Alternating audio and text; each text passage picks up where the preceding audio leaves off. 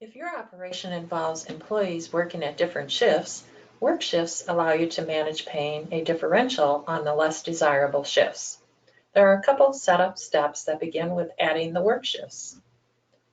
We're going to go to Setup, Payroll Details, and Work Shifts. We're going to click the New button, and we can set up a work shift for each of the different work shifts that our employees get a differential. And each work shift obviously can have a different differential amount. So we're going to make one for second shift. You can call this whatever we want. And you can also have an optional shift number. If you are importing timesheets, you want to make sure that your timesheet import has the field for work shift also. And then we can decide how we're going to manage the differential. If it's a flat dollar amount, then you would put it in the adjustment amount, such as like $1. And that would add that additional $1 to their current rate. If it's an adjustment percent, then it would take their current rate and add an additional a percentage, like 25%. The apply to base rate has to do with your overtime. If you're paying overtime, it's how you want that calculated. So let's go back to $1. If we had an employee that gets paid $15 an hour and their shift adjustment is $1 and they get paid overtime, if we check that box, it would add the 15 plus the $1 first and equals 16, and then apply the multiplier of, for example, 1.5, which would equal a total of $24. If we keep this box unchecked, then it will add the $1 after doing the multiplier. So it would take the $15 original rate times the multiplier of 1.5, which would be $22.50, and then add the $1, which would end up to be $23.50. So the unchecked box would always end up to be a lesser amount at the end. And then down at the bottom, we have our some work shift times of a start time and stop time, which are just for your informational purposes. It doesn't really get used by anything in the calculations. But just to keep track of what this shift represents, and then if it's any particular days that this shift would be applied to.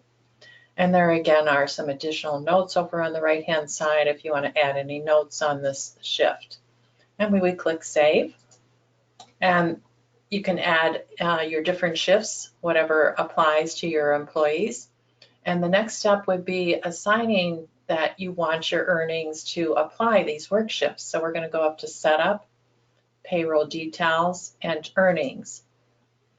Any one of the earnings can be applied to a work shift, but not all of them have to be. So you can decide which ones where work shifts are applicable. So we're going to highlight an earning, and on each one of the earnings, there is a checkbox on the right of work shifts apply. So you would check this box on all of the earnings where you want work shifts to apply. Just simply check that box and save it, and go right down the list and apply that to any one of the earnings where you want that work shift to be done, including your overtime if that is going to be one of the earnings. We're done with that, and the last setup spot will be at your employees. At your employee level, if you have employees that typically always work at that different shift, then you can assign that at the employee's details. We're going to edit this employee and go to the Payroll tab.